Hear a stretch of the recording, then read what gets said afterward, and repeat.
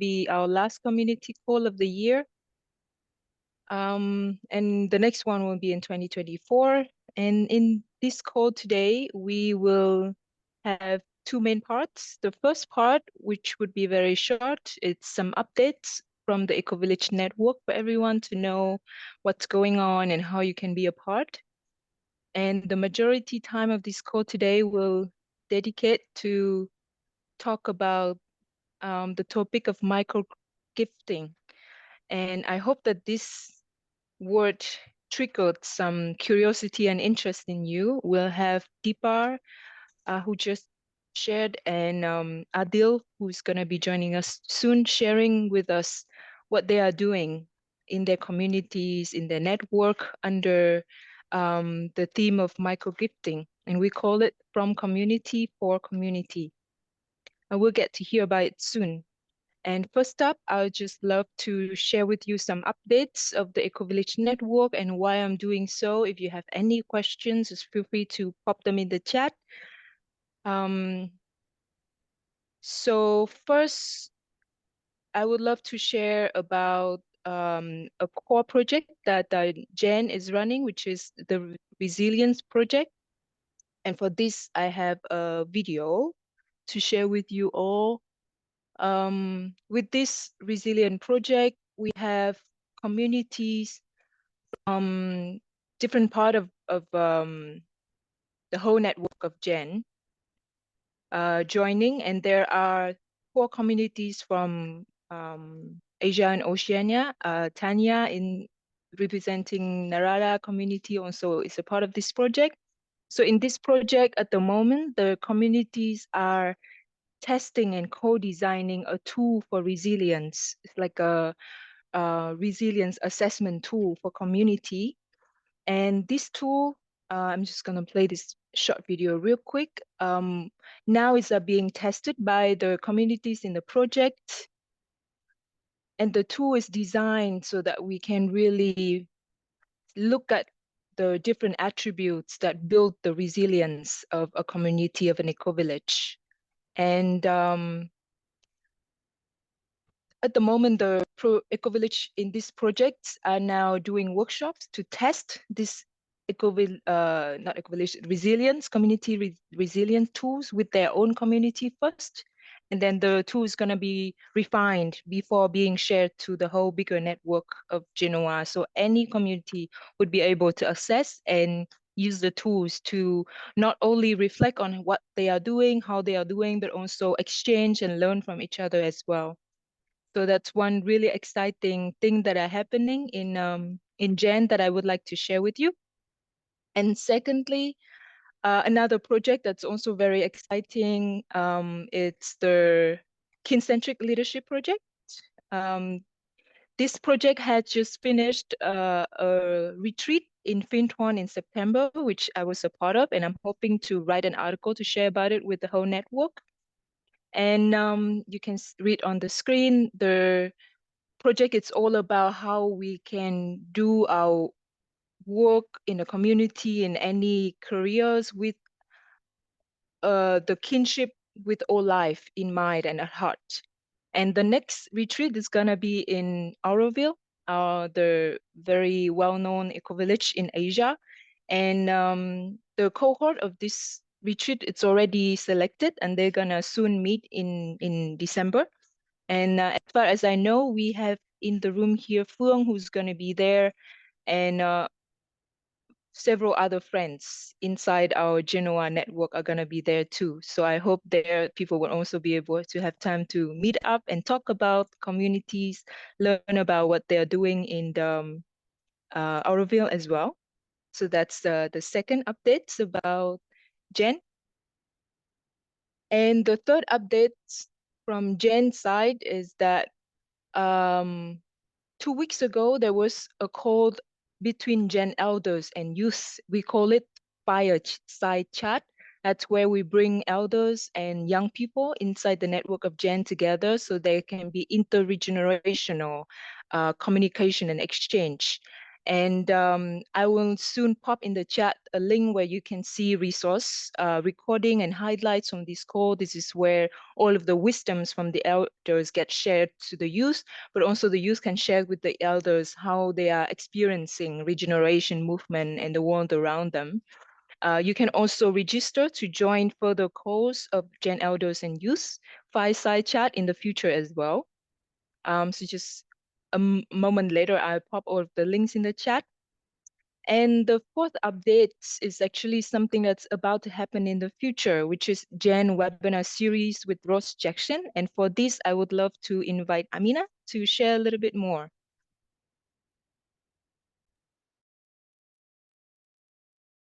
Yeah, thank you. Thank you, Kin. There's been an update on the Gen webinar series. Can you give me sharing access, please? I'll just show you the latest. So we're going to be hosting one webinar this year. The webinar series with Ross Jackson is going to start next year in January or February. But the year is going to end with hosting a webinar to unite all investors and funding opportunities for regenerative work, which would include not just GEN, but also other organizations in our networks. So I will just quickly show you. So this is, we're launching something called, can everybody see this? Yes. Yeah. So we are launching something called the Gaia Guardians, which is uniting visionary investors in shaping planetary regeneration. This webinar is going to be held on the 19th of December. Once everything is finalized, you will get the information. It's a webinar that's bringing together essentially the Gen history and elders, and also our potential investors and new visionaries that want to get involved in the work of Gen. So it's going to be a panel, and then there are going to be other people who are going to be there from the mainstream finance and fund management spaces to help Gen look at how can we co-create a Gen impact fund, which could have different sub-funds involved in it. There will be an endowment fund, a social impact fund, a project fund. So I invite you all to just save the date, and yeah, more information will be sent to you once it's finalized. You will find this information on the Gen website soon. Okay. Wow, super. Thank you, Amina. You're welcome. If the that leaflet is ready to be shared, you can also let me know and I can share it with the network. Yes, I think the communication teams is just updating a few changes that we've been talking about. And yeah, so it should be ready by the end of this month to be shared. Super. All right, I have just a few more updates from GENOA. Previously, you was hearing update from Jen. So I'll get to it and then we can move on. One really exciting news from GENOA is that we have a new project coming. This project, it's called From Ubuntu to Kapwa. Ubuntu, I think some of you might be familiar with the words. It's from the African traditions. It means the interbeing that we have. I am because of you are. And Kapwa has the same meaning in the Filipino language. This project is focusing on developing a deep design approach to conscious food systems at the edges. And we consider this as like the Ecovillage design education version for food topics. This project has recently got funding from UNDP, and we are rolling it starting this month, and it's gonna be the first pilot phase of the project is gonna run until March 2024.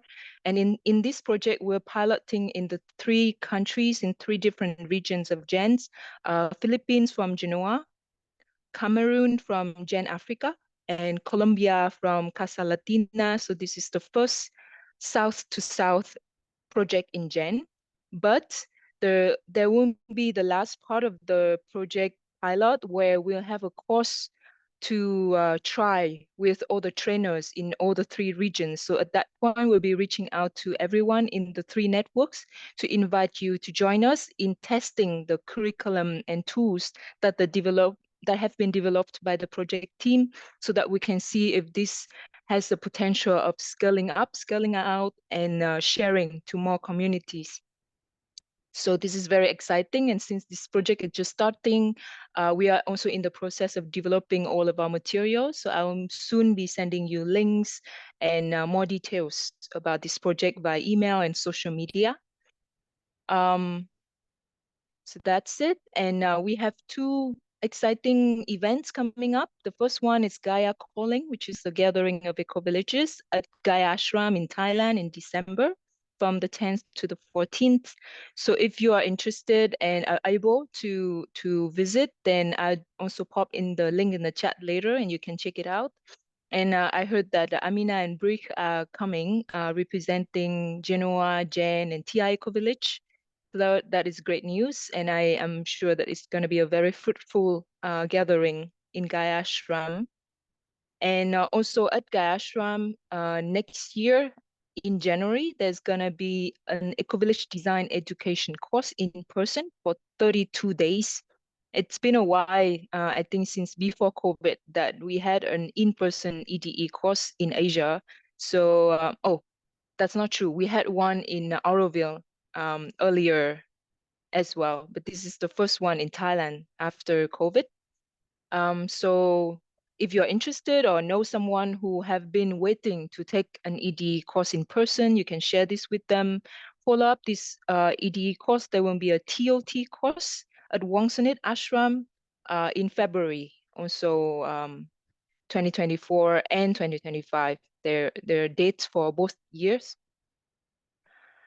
And next is an invitation to co-create with GENOA. So at the moment, we are hoping to build more human resources to develop 2 lines of project. Number one, it's Ecovillage Development Program. It's where we nurturing the soils to develop more and more eco-communities based on the tools and the process that Jen has been developing throughout the years in Asia and also in other regions as well. And the Ecovillage travel program, which we mentioned in one of our community calls before, that's where we want to really bring people into a conscious, impactful travel experience. So instead of just going to highlight and hotspots in certain countries, they go to Ecovillage and learn about communities. So these are just open invitation. If you're interested, you can get in touch with us through our email, genoa@ecovillage.org. We'll get back to you on this. And we're also still looking for volunteers for GENOA on website, IT, and social media. So if you are interested or if you know someone, refer them to us. And lastly, last but not least, if you have a story to tell to the Ecovillage network, it could be about any practice, about an update, about a gathering, about the story of your own eco-village or community, you can get in touch with us and we'll feature it on our website and in our newsletter. And you can see our email there, genoa@ecovillage.org. And that's about it for the updates from GENOA this time. I'll just stop here to see if there's any question before we pass to the next part of today, where we hear about microgifting. So, and at the same time, I'll pop in the chat all of the links that I mentioned before. So does anyone want to add anything or ask anything about GENOA updates?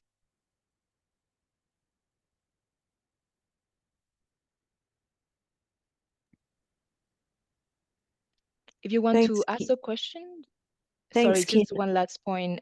People can put the question in the chat as well. And Tanya, I'll give the floor to you. Yeah, I was just going to say that there was a celebration of Ross Jackson and of his founding of Gen and Gaia Education. Is that available quite freely? Yes, it is. Yeah. I believe it was recorded, right, Amina? Yeah. I have the recording. I can share it. Yeah. And we'll add it in our next newsletter as well. Thank you, Tanya. Anyone else has anything to add or any question? If not, yes. We'll move on to the next part of today, which I believe most of you are here for. And I'll just show you the last slide that I prepared for it. So in Genoa, we have been having a lot of conversation around a theme called regenerative economics. And earlier this year, we also have other community course on financial literacy and on an Ecovillage economic model about tourism. So all of the community course this year that we have are surrounding this topic of regenerative finance and regenerative economics. And today we find that it's a really special session because we found a model that is very inspiring and we want to share with you. And before sharing that model with you, I would love to just walk you through this is the principles, the 8 principles of regenerative economics. And you will see somewhere these principles being embodied in this model that we're going to talk about. So there's the principle of in-right relationship, of empowered participation, of views wealth holistically, of innovative, adaptive, responsive, of seeks balance, of edge effect abundance, honors place and community, and robust circulation. And my invitation is that as you are listening to our friends coming to share about their work today, you can think about how what they are doing embodied these principles of regenerative economics. And with that, I'll invite in 2 people. On this poster, we only have Adil, but so lovely that we also have Deepa here today with us to share about Maitri Money and ChitChat Fund. So yeah, Adil and Deepa, maybe you would like to just first say hi and share about yourself before we go further. Maybe Adil can start if he doesn't mind. Okay, thank you, Deepa. Thank you. Yeah, I'm Adil. I'm based in Bangalore, India. Been working with an organization, Education for Sustainability organization called Bhumi College, Bhumi Network for the past 11 years. We work with individuals, communities who are interested in sustainability, holistic education, so just creating space for them, immersive learning space for them. So that's one of the things that I've been doing. I was also one of the co-initiators of a micro solidarity collective, which is called KIDE, where ChitChat Fund sort of came about. So KIDE is a space where people working in the alternative, non-mainstream initiatives, artists, other people who just have something, Kida really means bug in Hindi, which is that they just want to do something away from what is sort of the template given to people. So what does it mean to nurture that kida? What does it mean to nurture that thing which says that, okay, maybe I want to try something else, maybe things don't have to be this way, maybe the education doesn't have to be this, maybe economy doesn't have to run like this, maybe money doesn't have to mean what it means. So just anyone with that sort of a quote unquote kida in them, we sort of nurture them in many ways. One is share skills, share space, share our joys and sorrows, and also share through ChitChat Fund and a couple of other funds. Share money as well. And how do we sort of what is the process of doing that. Maybe at some point I'll share that as well. But yeah, happy to be here. I think I've interacted briefly with Amna before, and so yeah, happy to be part of this community today and share my experience.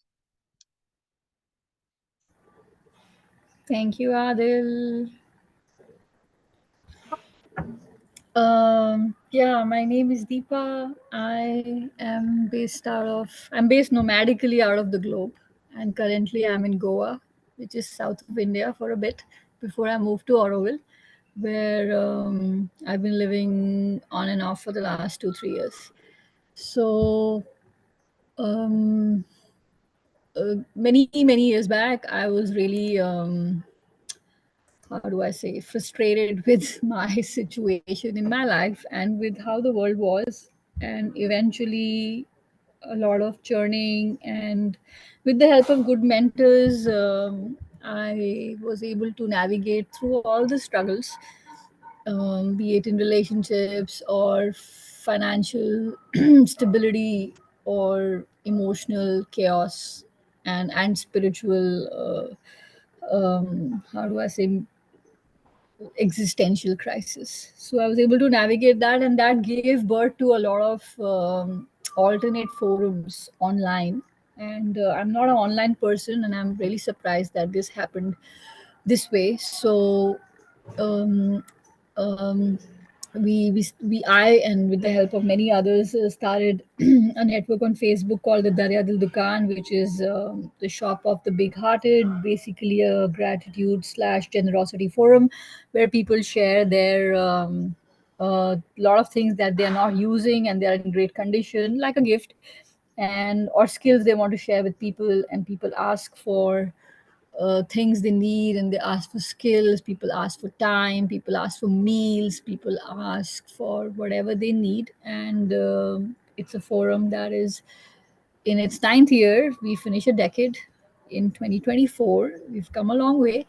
And my interest to start this forum was to create a space for myself to offer what I have in abundance, and also to receive things from these things, skills, feelings from people which they also feel they have in abundance. So how to and there was no forum in India that was doing that, and this is how it happened. And slowly, as I started living a zero waste lifestyle, I wanted to have a forum where I can share all this. But I was coming across forums which was mostly about forwards and articles about zero waste, but not action. So I wanted to have an action based forum, and like lived sustainability, not thought and not intellectualized. So that gave birth to the Zero Waste Lifestyle India Forum, which now happens to be 60K plus people. We are in our 7th year. It's the biggest in Asia, and with the help of many friends, 4 of them, the forum is being run. So I'm really grateful that I also continuously find more supporters on the way who help me do all these things, because I cannot do any of this alone. So I feel really grateful that I can finally acknowledge how interdependent this life is, and and I can embrace it and rejoice it and totally live in it. And so yeah, so and also eventually I started forums on minimalism, slow travel, reclaiming your food one pot at a time, living a self-designed intentional life, and so on and so forth. But these two are the biggest movements that started. And now Maitri Money happened last year, and it's a gift from the universe. It just came as I was in Brazil for a year on a similar kind of a project of exchanging skills. And then one day I was sitting in the forest, and I had this idea of how about having something where we are continuously inviting people to share their abundance, even if it is $1, and how it can be shared forward. And so how to have a community pool which is always abundant, and people can ask for it and people can give it, and they feel that they can trust this pool, and how to have this. So that's how Maitri Money was born. And that's how this name came. And people ask me, how did you think of this? And I said, I didn't think of it. It's really a gift from the forest of Brazil. This project is from there. And then somebody told me, hey, there is Adil, remember, you know him, and he has a similar fund. And that's how I got in touch with him in November last year. And I said, I've thought of this and I'm going to go live with this project, and what do you think? And because Adil has been in this micro gifting or microfinancing for the last so many years, so he really handheld me and continues to do so. And we are now in our second year of Maitri Money, and maybe later, as the call proceeds, we can talk about how it works and what it has done so far and what do we seek and everything else. Thank you for listening. Thank you, Deepa. Thank you, Adil. Yeah, I'm actually transitioning right now to what is microgifting and how it works and what you just said. Just to kind of help people to navigate a bit, I'll let the Adil and Deepa share some basic introduction and principles and how maybe more the why and the how of their initiative. And then afterward, it's going to be an open floor for everyone to interact with maybe you have your personal experience with microgifting before, or your impression on it, or your questions. So yeah, Adil and Deepa, maybe if you can share with us what to you, what is microgifting and how ChitChat Fund and Maitri Money is embracing this idea of microgifting. Anyone ready can start. Yeah. Adil, do you want to start? Maybe Deepa, you can go ahead first. Okay. Okay. Okay. So, um, for me, I wanted to create a space which offers me and everybody else the little banded I or we need to just carry on, let's say, the day. And I I see a lot of relevance in having band-aids. And also looking at the root cause of the situation that I'm in, which is causing me misery or suffering or I don't know, frustration. But I see that the bandit also plays a role. And just because I cannot heal the root cause of your suffering, which could be whatever, I am able to provide a band-aid. Not I, the community fund is able to provide a band-aid that can at least help you sail through the day, or maybe this month, or maybe this week, or maybe this year. And to have a space where you like to gift money. In Indian culture, we it's deeply rooted to gift money. It is not looked down upon, and it's not a taboo. And but to ask for money, I think, is a taboo across the world. And with small funds like this, ChitChat Fund, Maitri Money, and I'm sure there are many more in the world. There's one in Austria called the Pot of Abundance that I heard recently of.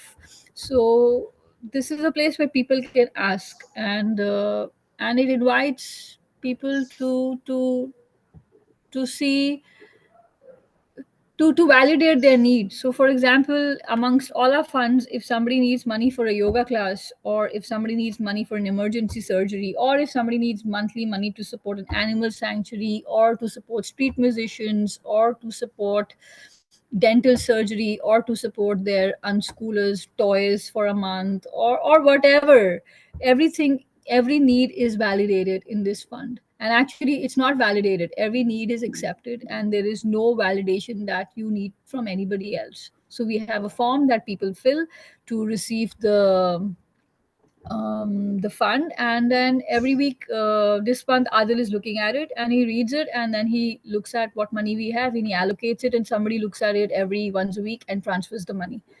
So that's what is micro gifting. So it's really gifting and not saying, hey, you asked last month and how many dental treatments will you have, and you've been asking money for so many dental treatments, and why is it not getting better, why don't you take better care of yourself.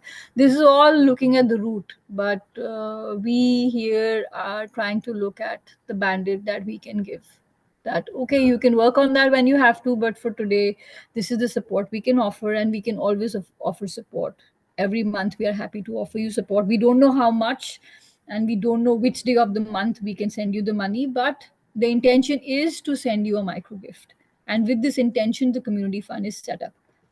And maybe I'll say more after Adil has said something.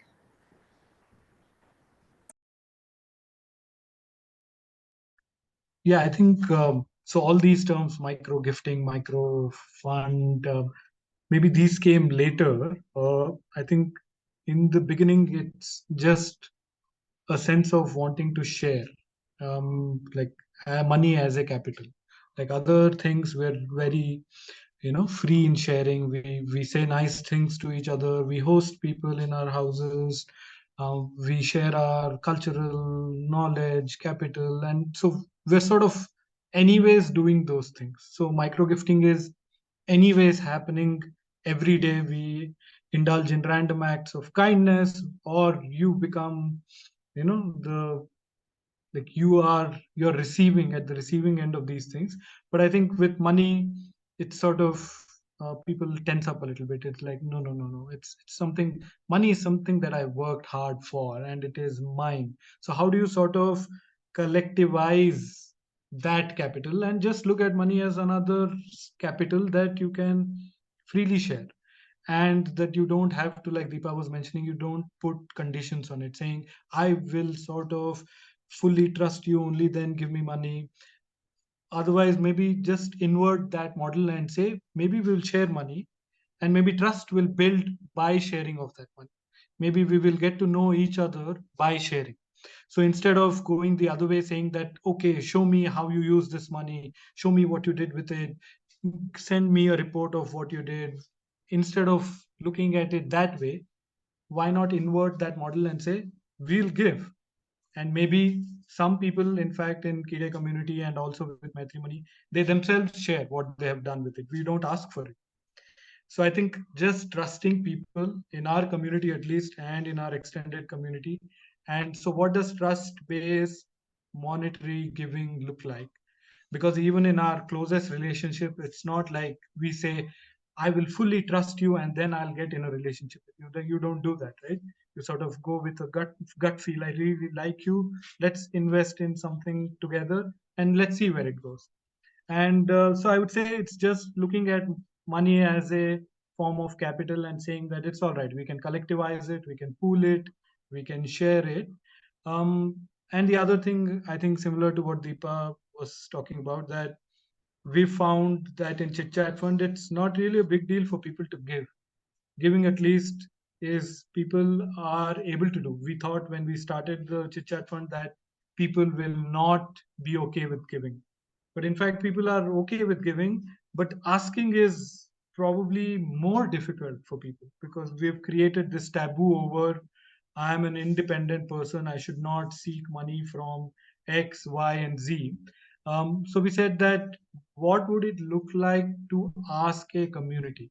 Because asking an individual has a lot of baggage, right? Because it's like, oh, and it's not even resilient model, because you ask an individual and the individual himself or herself or themselves could be in a position where they want the money back, right? And then they, so that's not a resilient model. So what would a resilient model of pooling resources and giving from that fund looks like?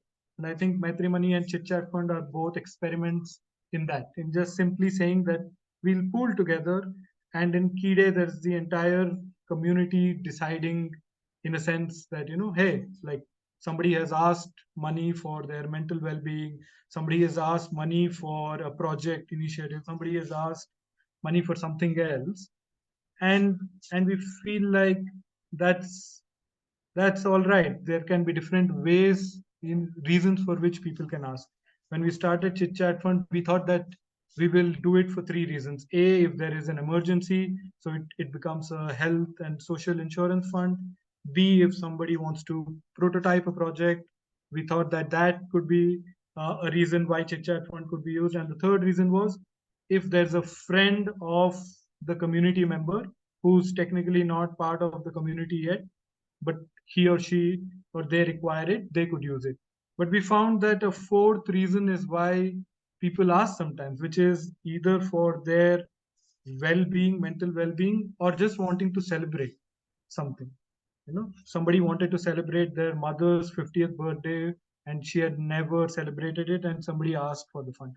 And so to really see money, also sharing of money for joy, and something where it can bring joy to people, I think that we didn't think about it when we started ChitChat Fund, but that seems to be materializing. So I would say that just sort of taking money less seriously. So all the communication material that we try to create, we're trying to lessen the seriousness around holding of money and what it means to people, and how people sort of like cling on to it, or attach too much meaning to it when it comes to well-being. So we thought that what would it look like to sort of use humor, use some of our wisdom which is there in the Indian tradition. And I think with both ChitChat Fund and Maitri Money, we've been trying to do that. Super. Thank you, Adil and Deepa. I think some of us might already have a lot of questions after hearing from you, and some of it might have a lot of resonance actually after hearing from you. And what I would like to invite all of us to do now is that I pop you in some smaller rooms real quick, just for a very brief amount of time, so you can actually share with each other your impression with what Deepa and Adil just shared. I popped the question in the chat, and maybe you have some experience with this before. Maybe you have some really good experience, some doubts, or you have impression, questions, anything. You can go into the smaller rooms, you can get to know each other a bit and then share about that. And when we come back to this main room, you can share any patterns of experience, impression, or questions that you might have in the room. So that's my invitation right now. And I would love to just, yeah, have this round of sharing for about 10 minutes in small groups. And after 10 minutes, we'll go back here and pop all of our question and sharing into the bigger pool of this room. So would anyone has any question before we break into smaller groups? It's also a great opportunity for you to connect as well, just to get to know each other a bit. If there's no question, I will now send you into the rabbit hole of Zoom groups. You'll get there automatically. If not, just press the join group in screen button. Welcome back, everyone. I hope 10 minutes was not unbearably short, so you cannot have enough time to have a good conversation. But anything that you cannot mention in the smaller group, you can also share here in the big group. So now I would love to just hear from you if there's any highlights in your group share, or any questions that you shared with the group, or maybe something you all have question in common, or question that you want to bring into this circle to ask about microgifting. Now it's the time for it. So you can either raise your real hand if you're on camera, or you can raise your virtual hands to speak, or you can also just drop your question in the chat if you feel shy to speak.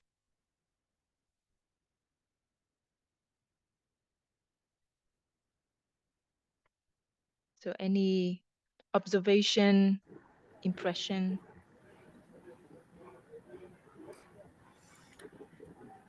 I got somehow got kicked out of the breakout room. So, and some conversation was happening that I want to maybe bring out here. That we were talking about what is offered in return when people are offering contributions to a community fund, and Adil will talk about ChitChat Fund, how he looks at it. But for Maitri Money, one is that last year I put in 75% of my earnings into Maitri Money to see what happens, to see if I put 75% and when I receive from Maitri Money, are these equal or is there a bit disparity between what I'm offering to the community and what the community offers back, just to check. And that was my personal financial experiment to put basically all my money in Maitri Money, everything that is coming to me in forms of personal donations or contributions or any kind of festival money, birthday money, or money found on the road, or people who pay me for my skills or whatever. If money comes into my life, it goes 100% to do Maitri Money and I get 25% of the whole pool. So this was the experiment last year, and when I checked when the year was over, it was almost the same, the what I received and what I gave in. And that was really very heartwarming for me, that I felt really supported and by the community, and they didn't know it was happening like this, but this is how I was looking at it. And second, that I offer my skills unconditionally to every person who is contributing to Maitri Money. So that's my personal pledge. And this, apart from that, this year I'm offering 50% of my personal money to the community fund. So every money that comes to me, 50% of it goes to the pool, and from the pool I receive 30%. So if somebody puts in 120 rupees or whatever, a dollar, the 30% comes to me to support me and all my other initiatives. And because of yeah, it wasn't asked, but I want to just bridge this gap, because um, sometimes we feel we are doing a lot for the community and the community is not supporting you. Like, you feel very unsupportive in all the fantastic community work that one is trying to do. So by putting a little cut for myself through this big project, because I'm putting almost 50% of my time every day in this new project, I don't feel, how do I say, maybe shortchanged, for the lack of a better word. I feel very fulfilled that this arrangement works for me. And then every year I can reduce my cut, and I can also reduce from 50%, I can move to 30% next year. So I can also step back a little by little, so that the fund can run on its own, and it's not running just because I put 100% or 50%. So also to manage your personal energies and your personal financial inputs and emotional, just so that one is not getting burnt out and one takes a step back and is able to see from a little behind, like a bird's eye view, and not get attached to an initiative or a project and think that is the only way how things work. It's not true. Yeah, for me it's not true at all, because I come across many initiatives and they all are so wonderfully unique and working for the place they belong, or they are born in, cultural tradition, many things.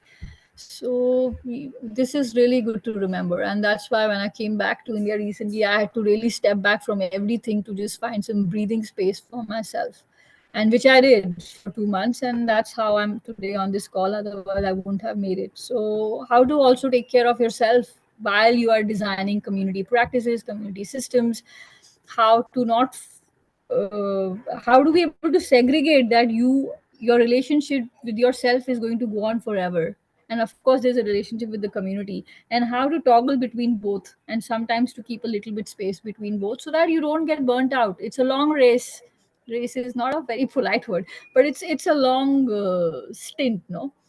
We're doing a long run together in this whole evolutionary game. So how to not get burnt out is what I've very recently learned.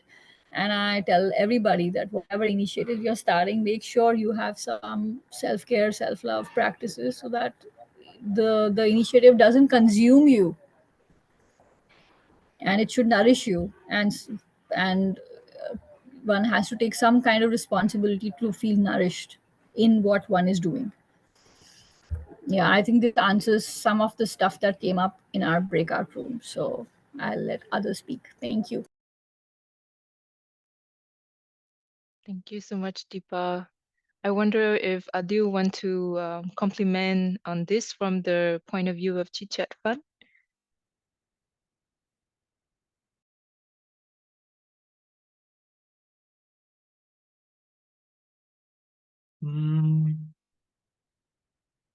Yeah, I think generally, if you look at giving to membership to communities, or if you give, there's a cycle to it, right? Membership to communities, you pay once a year, like a membership, annual membership fee. If you're giving maybe to an organization that you sort of are aligned with values, maybe you give quarterly or a monthly ones. Let's say you want to give to Greenpeace or some other NGO, maybe there's a monthly cycle. Or if you really find something online that really tugs at your heart, you might give a one time. So the cycles are either monthly or quarterly or annually or erratic one time. So I think with ChitChat Fund, what we said was, can we try making giving a daily habit, like a daily ritual? What does that look like? Because nowadays our identities are also split in so many ways that we have to do 10 things in 10 different places. We are 10 different beings. We may not even remember, like, okay, fine, maybe I'll give once a year. The connection may not be so strong. So we said that, what would it look like to just get people to give, even if it is small change? It's like 20 rupees, which is like, I don't know, quarter of a dollar, 30 rupees, 10 rupees. These are really small amounts, but can people sort of see this giving as a daily giving? Can people say, hey, I want to give today, I want to give within a week?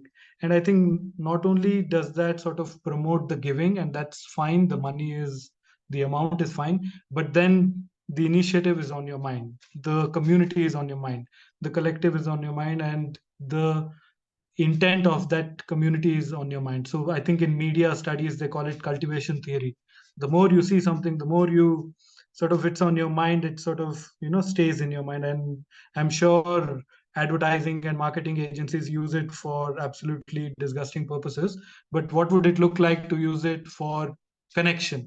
Like, so if you look at even rituals which have to do with, religion and spirituality, that's the thing. You do it as a ritual. You get up in the morning and you do it. At least in India, that's the thing you do.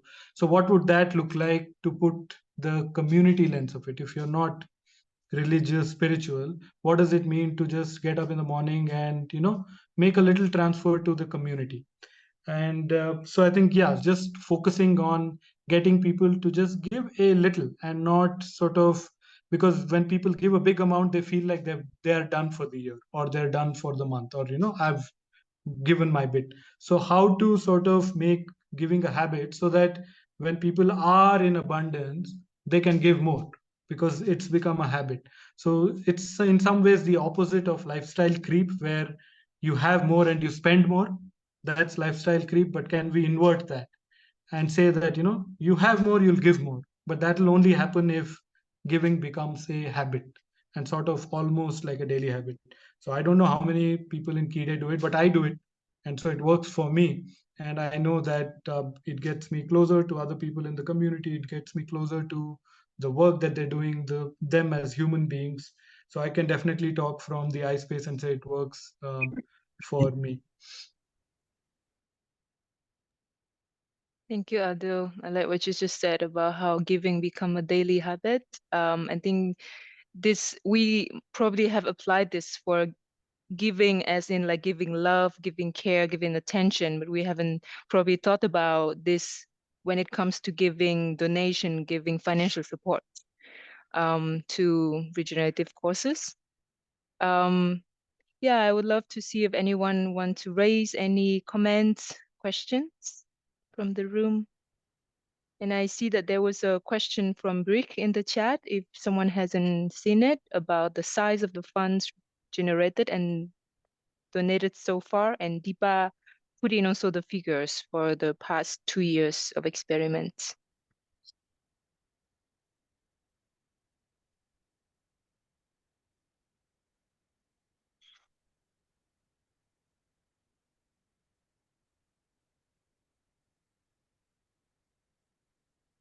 If no one wants to share or raise a question right now, I think I might want to say something. Can you guys hear me?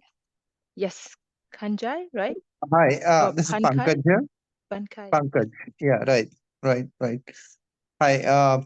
So, I mean, this is from the breakout room, and I mean, I have this penchant for studying every new idea that I come across, especially like which which is supposed to work at a group level or a community level, to think of it from a systems point of view.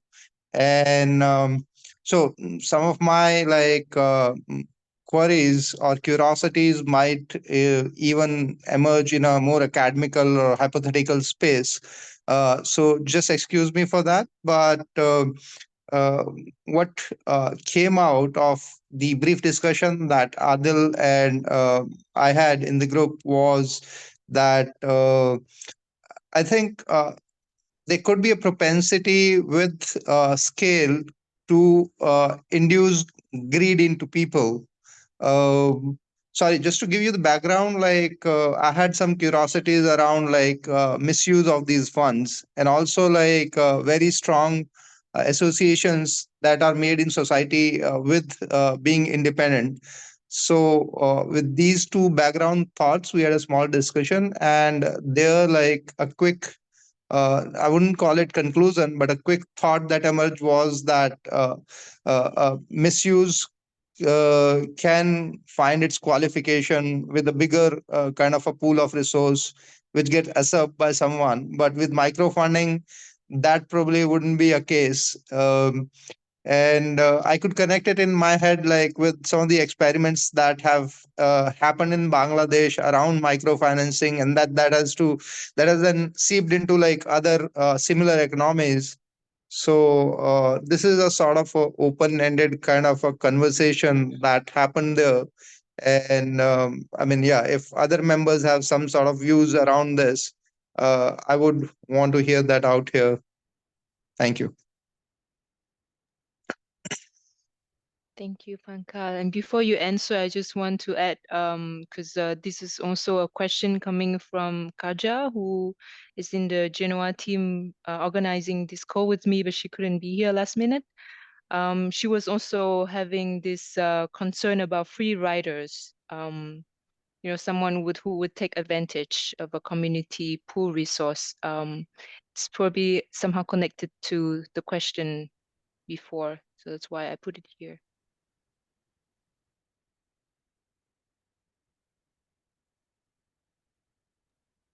If I can just maybe quickly share my perspective, and then maybe others can share as well. Yeah, I feel like there probably cannot be a greater misuse of money than sort of just holding it and just sitting on it. I think somebody using it is still better than not using it. So I think for me, just money's you sitting on your ass with some, pardon my language, but is probably the worst use of money as I would see it. And I think it also is then a reflection of the kind of community that you're connected with. So if Key community has a lot of bad apples, then it's not a reflection of the community or the members. It's a reflection of me, because I sort of started it, I built it, and then other people are getting other people in.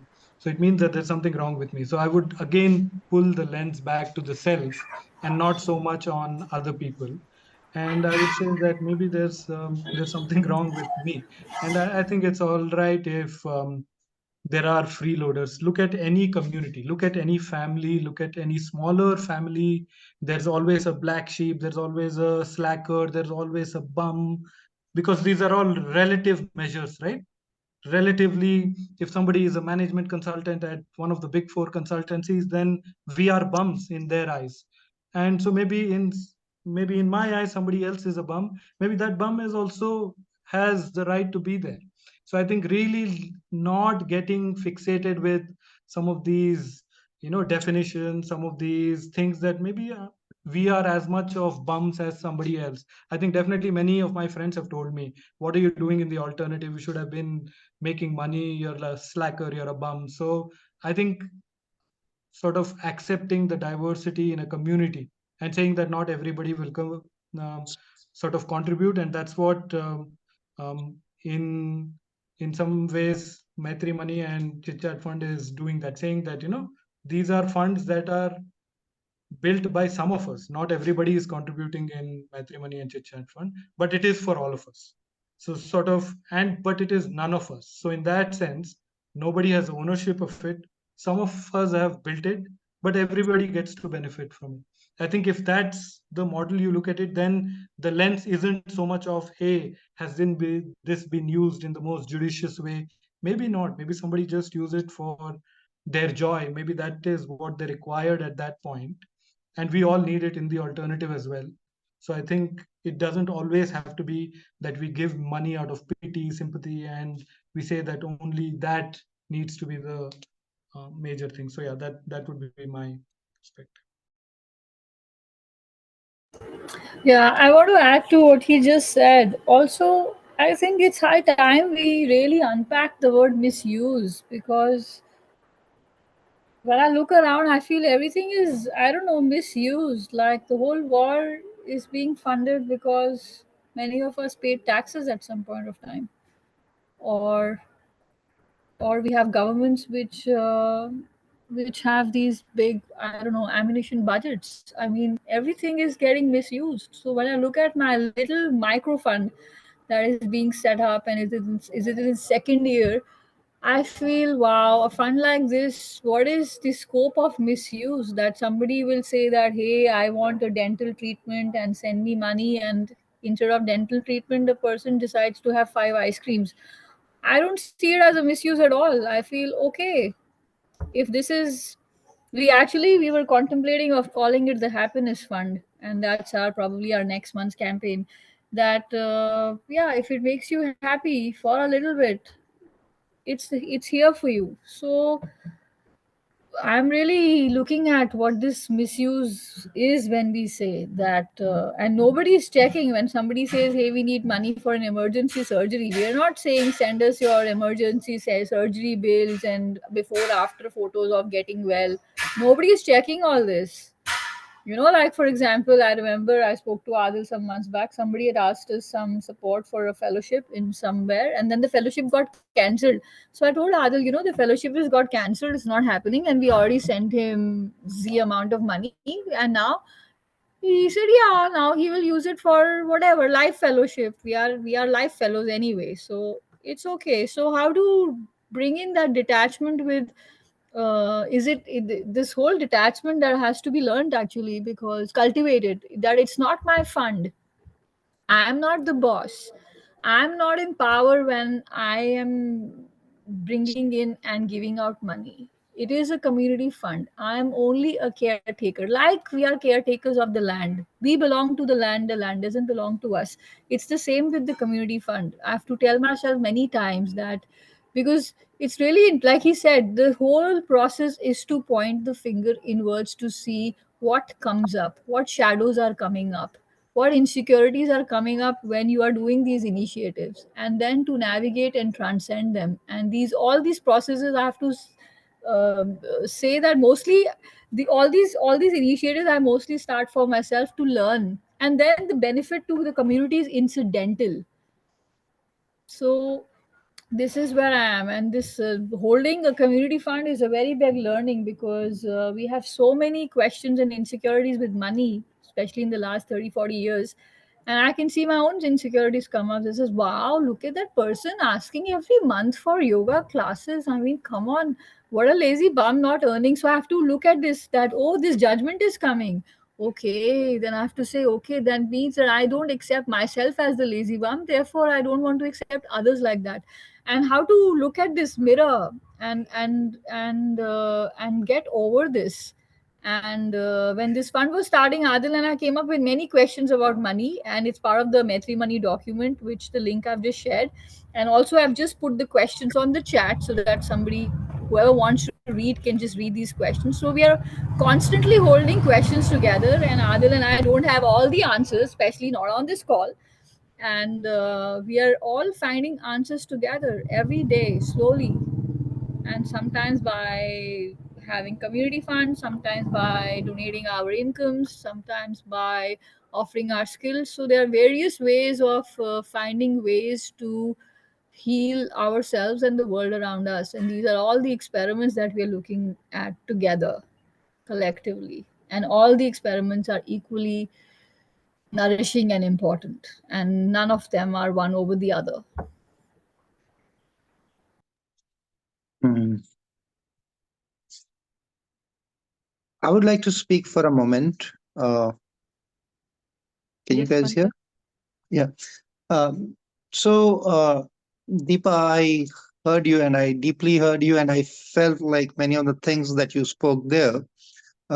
My bigger question is like, while we're trying to defend some of these experiments that we're doing, are there any questions which might be like kind of uh, might be looking at probing kind of queries within this? Are there any questions that we have taken them to be valid questions and then tried to answer them with whatever capacity we might have? That's one thing. The other is like when we are talking about like misuse, I think to me like somewhere the misuse definition starts with like dishonesty, which is like if you need to eat ice creams and if you ask for like money for that and you're given money for that, there's no misuse in any of that situations, right? But if I ask it for surgery and then I use it for like something else which is not communicated to the givers, that now this is being diverted, I think that may fall into like definition of misuse. Yeah, I mean, this is how I would currently look at things, but I'm open to hear like everybody else's views on this. Yeah, maybe quickly to look at it, the second part, because it's micro gifting, if that's how we're defining it, you really can't take back gifts, right? It's a gift given. Like a gift is given, you don't take back gift saying, hey, now the situation in your life has improved, or that specific thing didn't happen, so give it back. So I think it goes against the idea of gifting. So yeah, I would say that then we would have to call it something else: micro lending, micro giving, or whatever else. The first part, again, I would say that um, the idea that, and this is part of the Kide community, and I know that Deepa also resonates with this, that there is no one individual who can sit down and find all the loopholes and work on it, rectify it. That model is not even resilient, not even, should not be the template for anything. So there's a community. There are 100 people in Kide who are who all know what the fund is. So if they have a problem, they need to come out with it, because it's a community fund. We're saying it's a community fund. Then if there are some sort of energies latent, then we can't push it on them.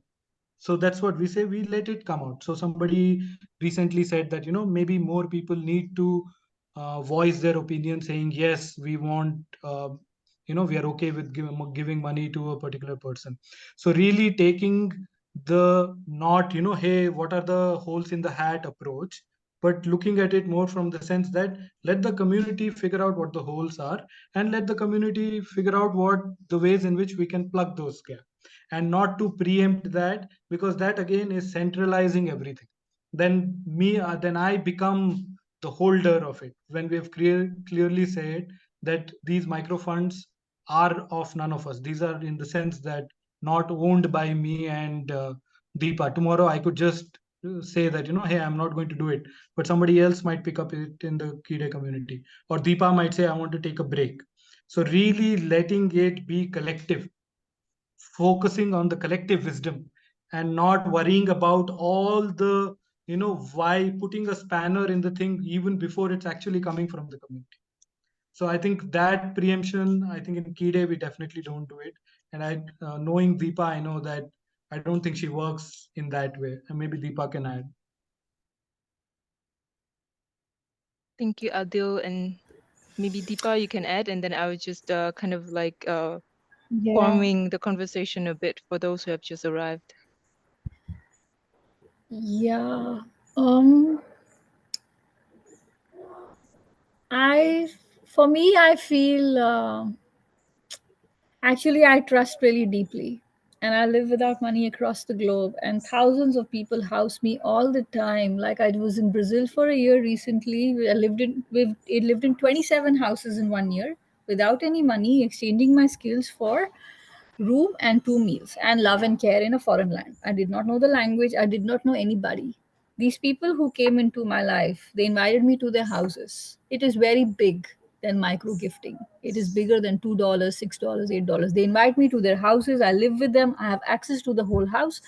And the currency we are playing in is trust. So we are trusting, and micro gifting is coming out of trusting, that I trust that this fund is going to reach whoever needs it. And that's all I need to do. I'm not doing anything more than this. I'm not controlling. I'm not wondering, oh, did it go there? Did he eat ice cream? Or did he eat half an ice cream and half a dental class? I'm not even spending any energy in thinking like this. And also, all our questions are coming.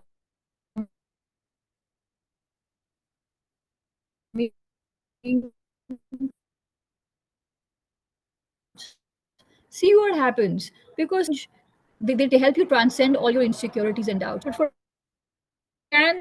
you can hear Adil and us talk about all this and trust capital, and that we are okay if it's misused 50% and it's really small funds and all this, we'll say, but it's only going to resonate when you see it. So I always invite people to say it's learning by doing. You want to exchange skills, offer your skills, find a place where you can offer it to whoever, and see how does that work for you. So you have to be in the game for the game to help you, I don't know, learn the game. It's very hard to learn it by sitting outside and watching. So I'm inviting everybody to play. Thank you, Deepa. Your invitation is exactly what I'm heading with my next question, because we've been hearing from Adil and Deepa about their experience trying out this micro gifting initiatives in their own community, and we can see that it's involves a lot of trust in the community, but also trust in the flow and the collective wisdom. And also it's very much decentralized. The aim is for the community to own it, not just one person doing the whole master planning and moderating. And there's also this bit I find really interesting when Deepa shared that there was also a learning curve about herself that she had when working with the fund. So there's a lot of self-reflection, transformation that involves. And from the way that I can see it, it is something that goes side by side with any kind of inner work that the community is having.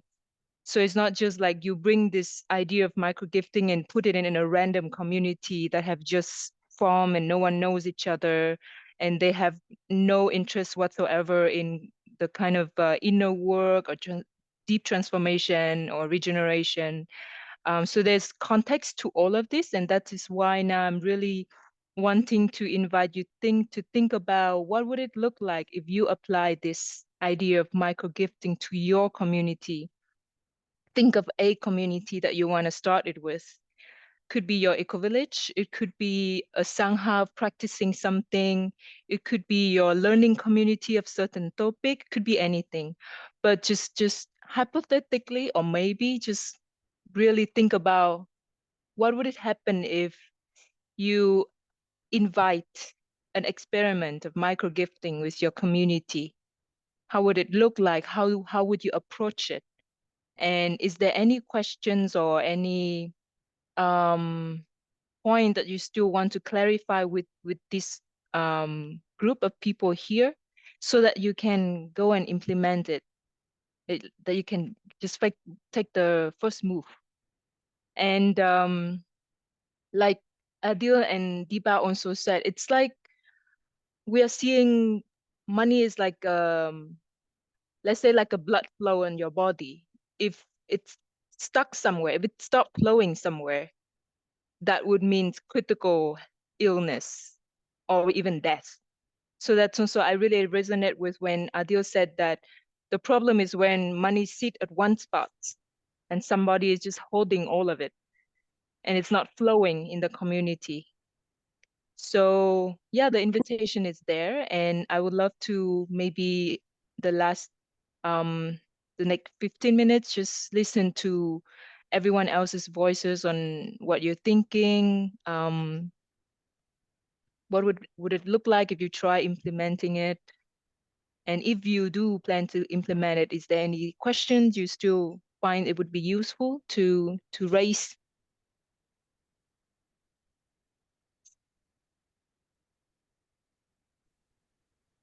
I might jump in quickly if I may. At Narara, we have, I'm not sure if it's actually micro gifting or if it's a sort of a bridging loan to assist some of our creative home builders. But it's certainly an example where the communities come together to go, you seem to have a problem, we want to help you. So it's a similar concept, and there's possibly bigger funds involved, but also involved around the energy and doing the work around that. So I just wanted to share that, and I will give my apologies. It's 9 o'clock at night and I am fading. So I'm going to say thank you all so much. Thank you, Tanya. Thanks for staying with us late at night. And also, I scheduled the call until 30 more minutes, but we never have to stop on time. We can always stop earlier or later if that's where the energy goes. So yeah, let's just listen in if there's any other sharing in the room.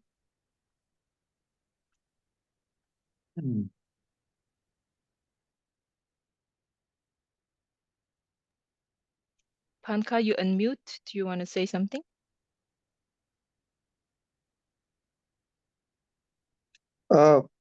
Yeah. So, I mean, I was just trying to frame my thoughts. I had unmuted like much before. So, I mean, it's very interesting to hear all these diverse views, and also enriching and feeling fresh to see that some of the very strongly held concepts in the society are getting challenged and like kind of try to work with and maybe innovate and all of it. So all of this is quite heartening. Um, my next thing becomes like, is there a sort of a ready reckoner of a template that can then be used and, I mean, experiments kind of be triggered elsewhere? That's one. The other thing is the questions that I raised are, I mean, not very personal in nature. Not that I would have like all of it, or I may have it. Like either ways, it's okay. But I feel like having worked with like trying to collate energies from different set of people, and if you sort of like approach mainstream society, I think these are the questions that you generally face. So how do you kind of sort of have a good answer to these kind of questions? And also like when you might want to scale things to bigger things. Okay, I mean, little joys require little money, but if you want to have a bigger joy, right? Then what do you do? How do you operate? Something, I think she was Narara, I mean, from Australia. Yeah. So Narara mentioned like they can even go to the extent of like collective house building. But then she said like in that kind of a scenario, it becomes a bridge loan or a loan, soft loan sort of like. So this is, I mean, another curiosity again might sound academic to some people in terms of like I'm again talking about like scales, like from small scale to big scale, what kind of differentiators can happen like within the model. So those kind of things. If I'm asked like what is personally relevant to me for the moment, then I can actually check like my previous question is more valid. Like what is the template to begin with, uh, and to be able to do it for like some of my own project that I'm interested, which is again setting up a dimension like a Ecovillage. So how do I go about that with the guidance that I receive from this group? Thank you, Panka. And just I just want to mention that I really values all of your questions. None questions are invalid.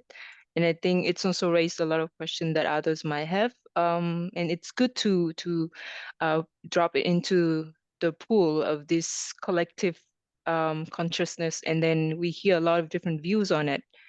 And just quickly, I don't know if anyone wants to reply to Panja questions about whether there's like a template, a guide of some sort.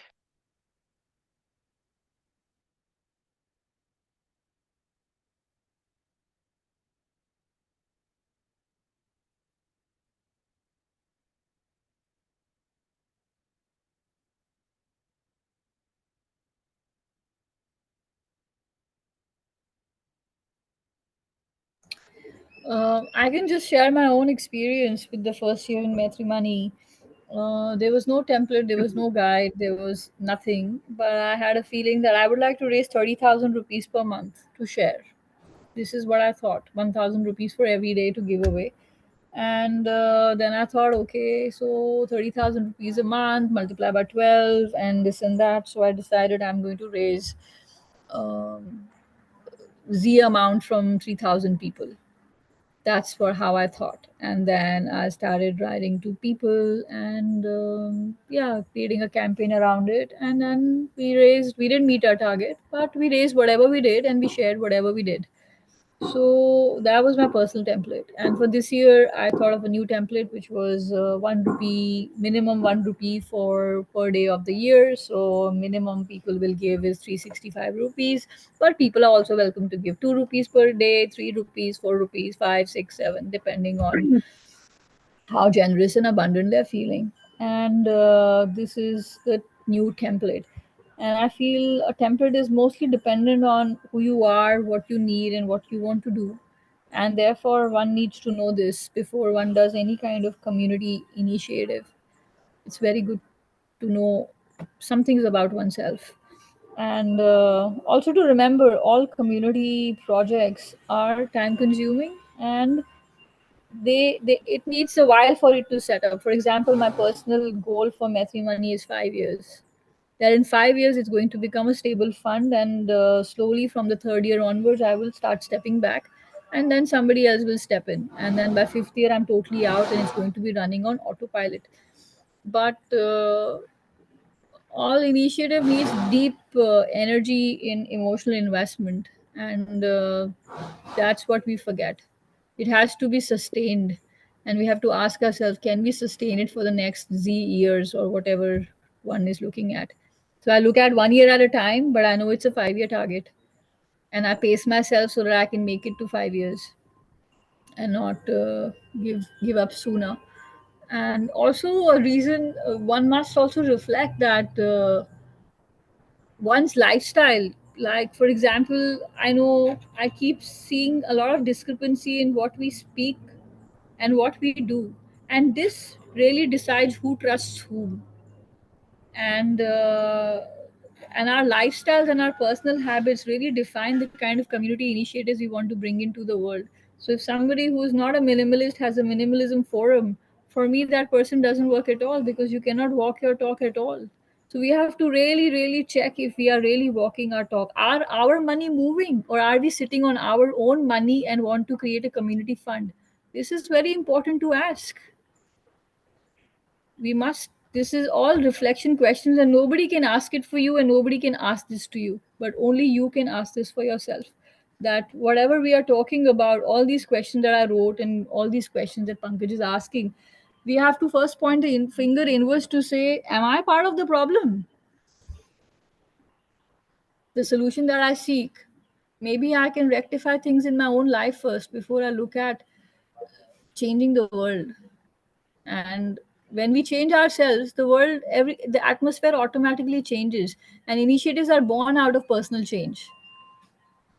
And we have to check ourselves, that is it another, do we want to give birth to other, all these initiatives because of an ego trip, because it's the in thing, and because now this is what we're going to do, or is it coming out of a space of deep reflection and deep inner change? And yeah, for me it was really hard to put in 100% of all my money last year. It really took a lot. And I said okay. And I spoke to Adil one day, because I somebody donated me 400 euros while I was in Brazil, and I said, "Wow, look, I have to give 400 euros to the fund, and I'm only going to get 25% of this." And I was raising money for an air ticket during that time, and I was thinking, "Wow, this is such a stupid decision. Why did I think of this?"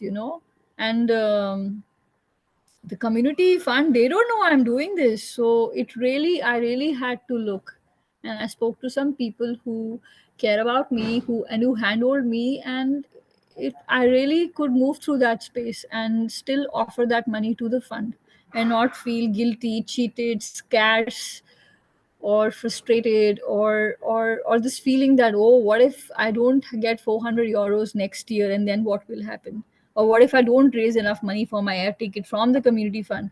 And then we have to transcend all these fears within, and that is the only work we have to do, to do it for ourselves. And energetically it happens wherever it needs to happen. So we have to ask all these questions to ourselves, especially the money question. How much money am I sitting on? Assets, gold, money in the bank, fixed deposits, and I don't know, in various ways how we save money and store money and hoard money. We have to ask ourselves, in terms of things we don't use, are we sitting on, we can start very small. We can look around our house and say, oh, let me look at all the things I don't use. Am I hoarding things I'm not using? Because these should go into the world and be used. Do I have a cycle that I don't use but I just have it, or a Kindle, or a laptop, or I don't know, I have 100 spoons and I need only 5, so it's time to give 95 spoons away, or clothes or shoes. This is one of the ways to start. And yeah, like, that's why I say micro, small is beautiful. When we start small, we can sustain small. And yeah, and somebody else can talk. Thank you. Thank you, Deepa. Yeah, I think it's really raises that this is the first and foremost a very personal commitment that we are making. Henry, you have your hand up. Yes, this question is for Adil and Deepa, either one of them.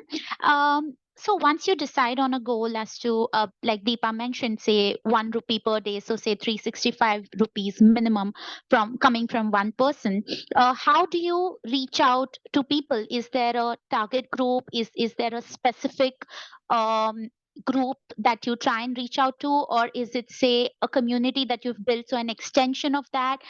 Basically, what's your target group like, and how do you reach out to them? Adil? I think this is more for Maitri Money, Deepa, do you want to go ahead? Because ChitChat Fund, it's primarily within the community of 100 people that give. So there's a Google group where we put in every month. The fund is managed by one member of the community. It just helps in co-owning of the fund. So there is no external target group or marketing that we're doing. Maybe some people who are connected to the community members might contribute, but overall it's just people from within the community contributing. I think Maitri Money is a much larger thing. I think Deepa will answer. Usually, all my audience is on Facebook, and that's the only social media platform that I use, and very like once a week. It's very limited, and the Facebook profile is curated, and that's where we put out a new creative once a month or 2 times a month about Maitri Money, and then people read and write to me if they want to contribute. And so far, that's how it has come. And sometimes I have conversations with people I meet as I travel a lot, and then they contribute. And then there are some followers who are there, and the money comes from that. But more than this, annually I send out a check-in email to everybody on my email contact list, which is maybe, I don't know, 3,000 people, and I tell them what am I up to, what I've done in this year, and what have they been up to, like a deep check-in. And in that, sometimes people reply and they say we would like to contribute, and then the money comes. And it's a slow fund, and therefore the money is raised very slowly. And it is not necessary that the people who gave money last year, they will give money this year. And it is not necessary that the people who gave money last month, who promised they will give every month, will give it every month, because situations keep changing. And it has changed a lot in Maitri Money. Like this year's contributors are almost are very different from last year's contributors. So that's how it is. And most people say, oh, 3,000 people you're only asking for $2. Wow, that can be done in a month. And actually it wasn't even done in a year, because it's a slow fund. I have put a certain amount of time a day per day that I spend on it. And then with whatever it comes, it comes. So we are not hard marketing, and we are not hard selling. We are not pushing. And when people say they want to contribute, have a reminder list, and I've sent them a reminder after 15 days, just one, to say, hey, we had this conversation and you wanted to contribute. And if they don't reply, I leave it at that. So it's like that. And yeah, so, but also I think one of the main reasons the contribution is coming is because most people know me personally. Most people who contribute know me personally. They know my lifestyle, and they know some of my values and ethics, and they know how I live. Like, they know I've bought nothing, and I've not bought anything in 10 years. And therefore they know when they send me money, it's not going to be spent on a Gucci pair of shoes. They know this. And when people trust you, they trust that wherever the money will go will also be a trustworthy source. And on this, a lot of the whole initiative right now is riding on this. They say, we're giving it to you, and you can give to whoever, that we're not interested, but in you we can trust. And this is my, how do I say, social capital. This is the social capital I've earned in the last 14 years with whatever little that I've done. And this is all that is important to me. So I'm living in the trust circle. Like, I'm living in a house in Goa, somebody gave it to me and they've left, and they say, yeah, you'll keep it well, we know. So, and trust is a very tricky thing. You cannot uh, you can't see it, but you feel it. And we have to ask ourselves that how many people we trust in our life. And if you do this exercise right now, you can count on your fingertips. You don't even need to make a list. How many people do you trust in your life? You can count. And actually, sometimes the fingers of one hand is enough. So we have to really understand that why are we not trusting enough, and who trust us, and how do we continue to build trust, and how do we keep it, and how don't we break it. Basically, accountability and responsibility. And that's a whole different conversation we can have in another call. So I don't know if I answered her question. I may have digressed like I do mostly because of my very poor attention span, for one thing. So yeah, thank you, Hinari. Thank you, Deepa and Adil. Thank you. I'll open the floor for maybe one more sharing. If there's anyone who wished to say something and couldn't. I also realized that we have Amit and Celine who joined a bit later, but we did record the session, so you can catch up. Hi, Deepa. Nice to see you.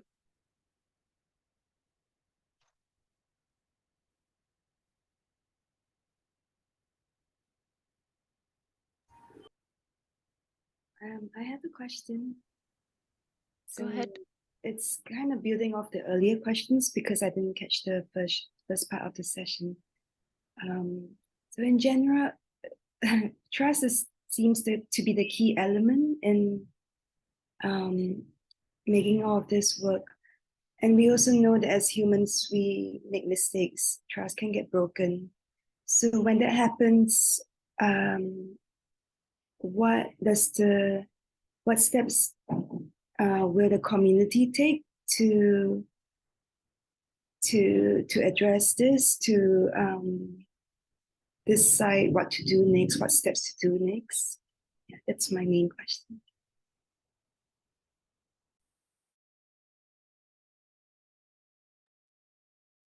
Yeah, I don't know, Adil and Deepa, have you ever faced a situation where trust was broken? inside the community related to the initiative, and how did you react to that? Adil? I mean, like we said, when you don't have a process of screening or so you will never know, right? So you won't know until somebody comes and tells you that, hey, you gave person A the money, but person A used it for something else. So we wouldn't know. No, nothing has come up in the group. And also there is something I don't know, dynamic and thrilling about letting it come and sort of dealing with it when it comes, instead of sort of preempting it as to what you might do. Because if you already think about it, you might do it even if the thing doesn't come. So, so I think there's some, like, at least I find no value in preempting it, because it will not be such a big deal. Like if somebody misused it, then we'll have to figure out at that point. Maybe we'll put it in the Google group, the Kide community, and we'll all figure it out together. And I know that I don't have to do it on my own, but whenever the community meets up, and it has met up 2 or 3 times to talk about different reasons, different ways in which the fund can be used. So maybe another meeting will happen where some of these things might be discussed. But I personally don't take the load of thinking what might happen, and I don't think anybody in the community is thinking of it. So I don't know. So even the Google group that we have, Kide, everybody is an owner of the Google group, which means all the 108 people are owners of the Google group. They can add people who they feel are Kide or community members, which means that anyone at any moment can delete the entire Google group, can just delete it, and everything that has been posted there, all sharings or everything, would be wiped out in a single second. And I think there's something thrilling in sort of, when you trust, there is some thrill to it. And and trust is sort of built by trusting more, not by doing something ancillary. So I think you just say that, hey, trust, we trust it, and maybe if someday something dramatic happens and it breaks, we will deal with it.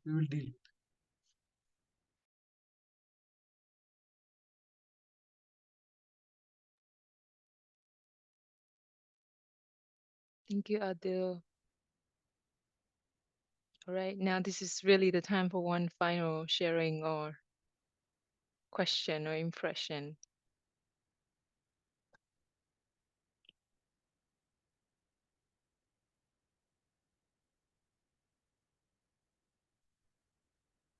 It's also okay if you don't want to ask or raise anything. We can sit in silence for 1 minute with each other, and it's beautiful too. Um, I just wanted to contribute like last few things as my impression. So I mean, this is like one of the very unique conversations I had the opportunity and luck to be part of, because normally we don't talk about these kind of things in our everyday conversation with people. Like most of our lives have been like already designed and wound up in a certain manner. And in our usual run of life, you don't tend to question like all these structures around like money, giving, trust. So that way, like I mean, whatever views might have emerged, like some okay, they might sit in with my prior conditioning, some might be against it, and all of it. Uh, so it's all right. Like it's perfect. Like in terms that like I'm glad that this kind of churning is happening at least. So newer things would emerge out of this whole the opening of the various layers that exist. And yeah, I mean, if we want to see the world change and shape differently, like perhaps this is the kind of process that it'll take to get to like experimenting with new thoughts, new ideas. I don't know if actually all of this is new again, just that like it sounds new to me, like kind of. So yeah, so I would congratulate everyone at this moment and thank everyone like for making me part of this whole beautiful conversation. And I do look forward to like similar conversations in future. And at some point, I would also like to share some of my ideas that I have and seek more guidance. Yeah. And I don't know if there's a particular platform to do that. Like Adil's group has Adil's community, which I'm part of now. Like I shouldn't say it's Adil's. Our community does have a format called Seal Tank, which I took part in. I'm yet to make fuller use of it. But yeah, I mean, it doesn't harm me to have like more platforms to like kind of speak about like where do I stand and what do I want to like kind of travel from here and seek more ideas, thoughts, guidance, generosities, gratitude, all of it put together. So thank you very much, everyone. Thank you, Pankal. And yeah, you also mentioned some of the points I really resonate with and probably used to close this conversation. I think because the context of this conversation we have is to share this with the Global Ecovillage Network, Oceania and Asia, and we are all working on communities building of one form or another. And each community is different, and everyone is a different readiness of how much they want to go about into an experiment with money. Like we said at the beginning, we can be really smoothly roam around with conversations around ecology, about mindfulness, inner transformation. But when it comes to money, there seems to be still a little bit of resistance here and there. And this is really where conversation like this, it's very precious to us. And I would invite everyone to, if you have a chance, to just let the experiment lives on, because what Deepa have been doing with her initiative and Adil has been doing with Key Day Community and ChitChat Fund are two versions of the experiments. And maybe you can do your own experiments and have new learning that we can share and keep cross-pollinate, so we can refine this idea of how money really can flow and do good for community instead of bringing destruction and separation. So with that, I would love to just send really heartfelt gratitude to Deepa and Adil and to everyone who have been present in also here and in the smaller group conversation. I'll put in the chat the WhatsApp group of GENOA for if anyone wants to continue the conversation, like Panka, you asked, because this is where we have the community just come in and drop in questions or sharing on any topics. And yeah, now you can just maybe pop in the chat a word of how you're leaving this call. And you can also feel welcome to just unmute and say something as a goodbye.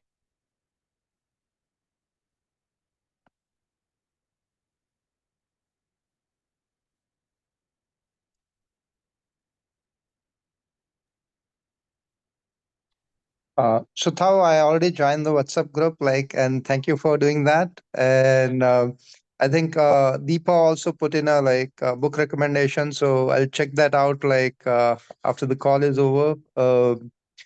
But I mean, already feeling glad that I'm part of this, and people are so open to like sharing and getting everybody on board. Like as long as you have a urgent will to like get onboarded, so this welcoming feeling itself is quite energizing. And yeah, I hope to take this with me and maybe hope to create I mean contribute more to this flow, actually, like flow of welcoming people with diverse ideas, needs, and just see like what beautiful can come out of it and keep the process on, basically. So once again, thank you guys. It was a great session. Beautiful. Thank you, Pankal. And we hope to get the opportunity to hear from you too.